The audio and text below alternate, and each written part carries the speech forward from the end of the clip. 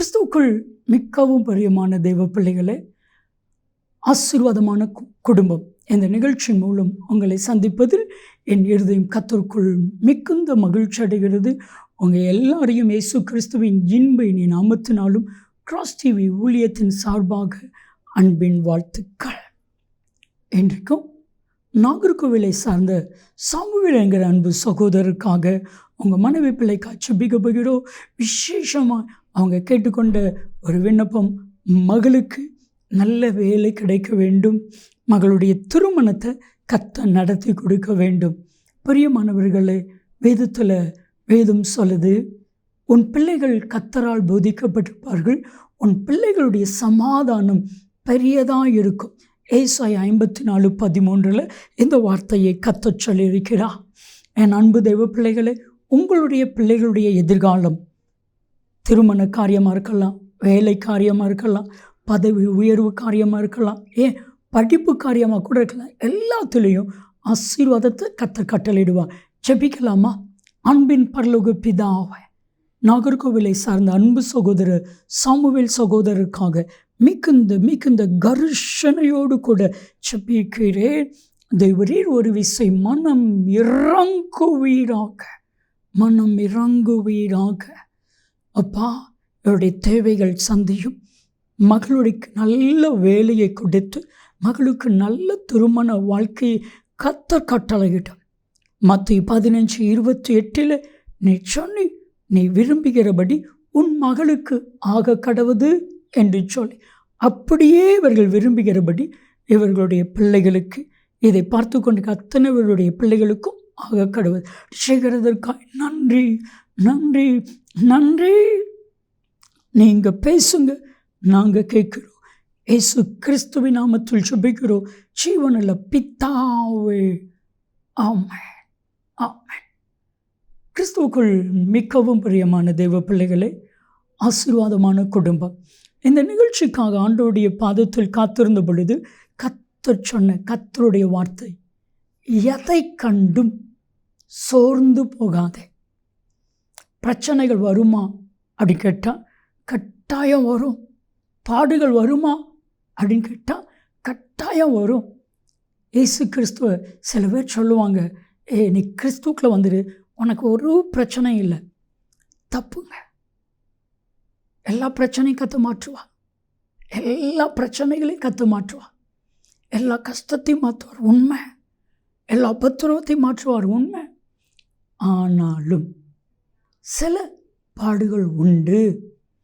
இயேசு கிறிஸ்து சொல்லுகிறார் யோவான் 16:33 உலகத்தில் உங்களுக்கு உபத்திரவம் உண்டு, திடன் கொள்ளுங்கள், நான் உலகத்தை ஜெயிச்சேன்.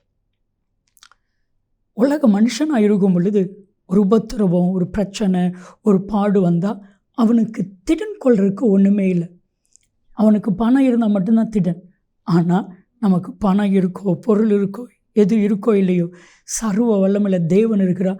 ஆகையால் எல்லா பிரச்சனையும் தாங்கக்கூடிய திட மனதை கர்த்தர் நமக்கு கொடுப்பா. ஏன் நம்ம சோர்ந்து போகணும்?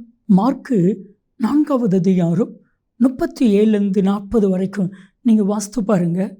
கடலில் இயேசு பிரயாணம் பண்ணுகிறார். அந்த பிரயாணத்தில் சீசர்களும் இயேசுவோடு கூட தான் இருக்கிறார்கள். இயேசுவும் சீசரோடு கூட தான் இருக்கிறார். காற்று வீச ஆரம்பித்தது, கடல் பொங்க ஆரம்பித்தது, மரண பயம் வர ஆரம்பித்தது, மடிஞ்சிருவோமோ செத்துருமோ என்கிற கவலையும் வர ஆரம்பிச்சிச்சு. இப்போ நான் கேட்குறேன், இயேசு கூட இருந்தால் புயல் வீசியிருக்கணுமா, வீசக்கூடாதா? இயேசு கூட இருந்தால் கடல் கொந்தளிக்கணுமா, கொந்தளிக்கக்கூடாதா? நம்ம எல்லாரும் இயேசு கூட இருந்தால் கொந்தளிக்கக்கூடாது, காற்று வீசக்கூடாது, அப்படி தான் நினைப்போம். ஆனால் பிரச்சனையும் வரும். இயேசு கூட இருந்தால் அந்த பிரச்சனை மாற்ற தேவன் உங்கள் கூட இருக்கிறார். அதுதாங்க நம்பிக்கை, அதுதாங்க விசுவாசம். இயேசு எழும்புகிறார். மார்க்கு 4:40 ஏன் இப்படி நீங்கள் சோர்ந்து போனீங்க? ஏன் உங்களுக்குள்ள விசுவாசம் இல்லாமல் போயிட்டு? ஏன் விசுவாசம் இல்லாமல் போயிட்டு? ஏன் இப்படி பயப்படுறீங்க? ஏன் இப்படி கவலைப்படுறீங்க? ஏன் இப்படி சோர்ந்து போகிறீங்க? எதை கண்டு சோர்ந்து போகாதீங்க. காற்று வீசுமா, வீசட்டும். ஆனால் ஒன்றும் உங்களை செய்ய முடியாது. கடல் அலை பொங்குமா? பொங்கும். ஆனால் அது உங்களை சேதப்படுத்த முடியாது. லூக்கா 10:19 வாஸ்து பாருங்க. இதோ சர்ப்பங்களையும் தேள்களையும் சத்துனுடைய சக்கல வல்லமைகள் மேற்கொள்கிற அதிகாரத்தை கர்த்தர் உங்களுக்கு கொடுத்திருக்கிறார். அவைகள் ஒன்றும் உங்களை சேதப்படுத்துவது இல்லை. நான் கேட்குறேன், அப்போ ஏன் சோர்ந்து போகணும்? சோர்ந்து போகாதீங்க. வேதத்தில் ஒரு வசனம் இருக்குது. எப்பவுமே இந்த வசனத்தை நான் அடிக்கடி சொல்லுவேன், மனசுக்குள்ளே வச்சுக்கோங்க. நீதிமொழிகள் 24:10. ஆபத்து காலத்தில் சோர்ந்து போவாயானால் உன் பலன் குறுகி போகும். குறுகி போகும். ஏன் நீ சோர்ந்து போகிற? ஆண்டவர் நம்மளை ஒவ்வொருவரையும் பார்த்து கேட்குறாரு, ஏன் நீ சோர்ந்து போகிற? ஆபத்து நேரத்தில் சோர்ந்து போகாத. ஆண்டவர் உங்களை ஒரு நாள் கைவிடவே மாட்டார். சோர்ந்து போன உங்களை தேடி வந்து கர்த்தர் உங்களை தட்டி எழுப்பி, சோர்ந்து போகாத, நான் உன் கூட இருக்கிறேன், நீ போக வேண்டிய தூரம் வெகு தூரம், உன்னை கொண்டு பெரிய காரியத்தை செய்ய போகிறேன் என்று கர்த்தர் இன்னைக்கு ஒவ்வொருவரையும் பார்த்து சொல்லுகிறான். பாருங்கள், 1 ராஜாக்கள் 19வது அதிகாரம் 1லிருந்து சில வசனங்கள் 5 வரைக்கும் வாசித்து பாருங்கள். ஆனால் அதே இது 1 ராஜாக்கள் 18வது அதிகாரம் 32லேருந்து நீங்கள் வாசித்து பாருங்கள். இந்த 2 அதிகாரத்தையும் சேர்த்து வாசித்து பார்க்கணும். எலியா பாகால் தீர்க்கதரிசிகளுக்கு முன்னாடி பயம் இல்லாமல் நிற்கிறாரு. எசபேல் பந்தி விசாரணை தீர்க்கதரிசிகளுக்கு முன்பாக பயப்படாமல் நிற்கிறாரு. 850 பேர் ஒரு பக்கம், இந்த பக்கம் சிங்கிள் தனி ஒரு மனிதன் சொல்கிறாரு, பாகால் உங்கள் கடவுள் தூங்குனாலும் தூங்குவார், சத்தம் போடுங்க.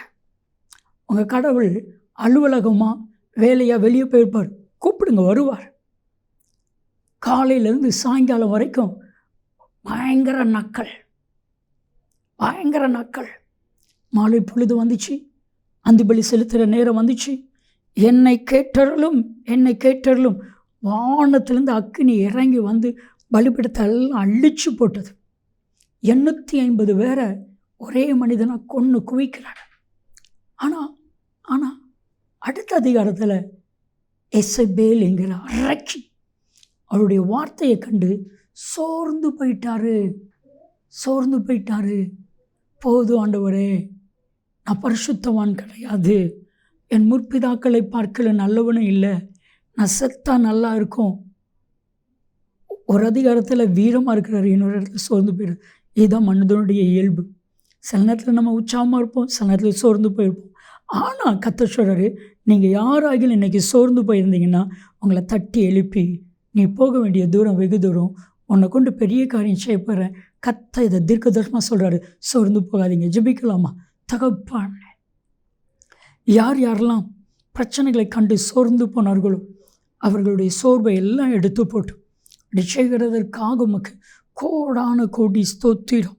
உங்கள் நாம மாத்திரம் மகிமைப்பட்டு இயேசு கிறிஸ்துவின் நாமத்தில் ஜெபிக்கிறோம் ஜீவனில் பிதாவே, ஆமென், ஆமென். சோர்ந்து போகாதீங்க. நன்மையும் கிருபையும் ஆசீர்வாதங்களும் நிச்சயமாக உங்களை தொடரும். ஆமென், ஆமென்.